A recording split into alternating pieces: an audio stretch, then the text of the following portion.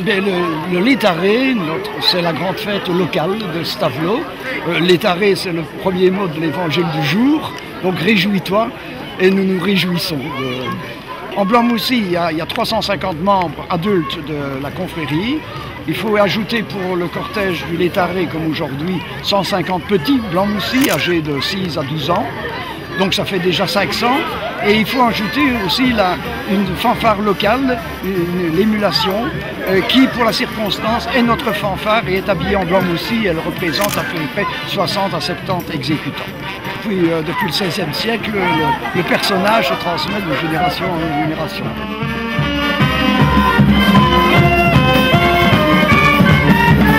Ce personnage, espiègle, taquin, irrévérencieux et grognon, tire ses origines selon une légende controversée de la fin du XVe siècle.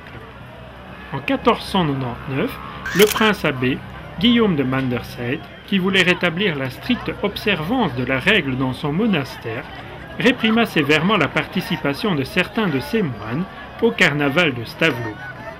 La population locale, en guise de soutien aux moines, tourna cette interdiction en dérision et fêta le carnaval de l'année suivante en s'affublant d'une robe de bure et d'un capuchon, rappelant de cette manière l'habit des moines. Mais le prince abbé, en colère, interdit aussi de fêter le carnaval de cette façon, et c'est ainsi qu'ils revêtirent l'habit blanc en le complétant d'un masque au nez rouge, que l'on peut encore admirer aujourd'hui.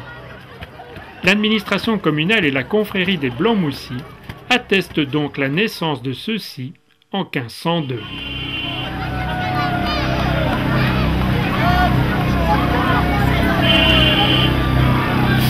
Le moment le plus attendu et le plus redouté peut-être durant le cortège, c'est quand les Blancs-Moussy se ruent sur la foule armés de vessies de porc, la besace remplie de confettis. La fête prend alors une toute autre allure. Dans une ambiance bon enfant, des milliers de kilos de confettis seront lancés ou glissés sous les vêtements des spectateurs. Personne ne sera épargné. Même les curieux du premier étage qui croient regarder passer le cortège en toute sécurité à la fenêtre de leur maison, car certains Blancs-Moussy, armés de longs balais, n'hésiteront pas à bloquer les fenêtres de l'extérieur pour que le canon à confetti puissamment armé puisse entrer en action et aisément noyer la maison de plusieurs kilos de confetti. Messieurs, dames, à vos aspirateurs.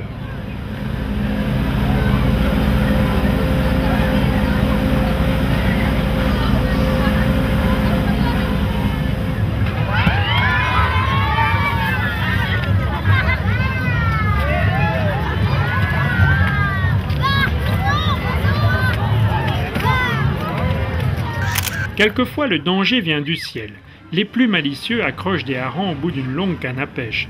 Messieurs, dames, évitez d'entrer en contact avec l'animal, car celui-ci n'hésitera pas à laisser dans les cheveux ou sur les vêtements son empreinte olfactive plus que nauséabonde. Il faudra des trésors d'imagination pour évacuer cette odeur.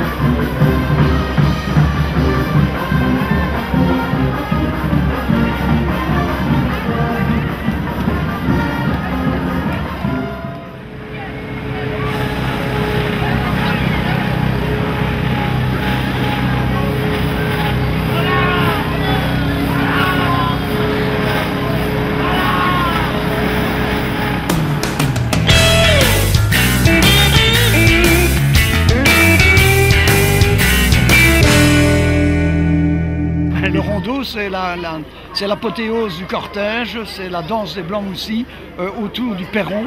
Le perron, notre vieux perron, est le symbole des libertés stavelotaises.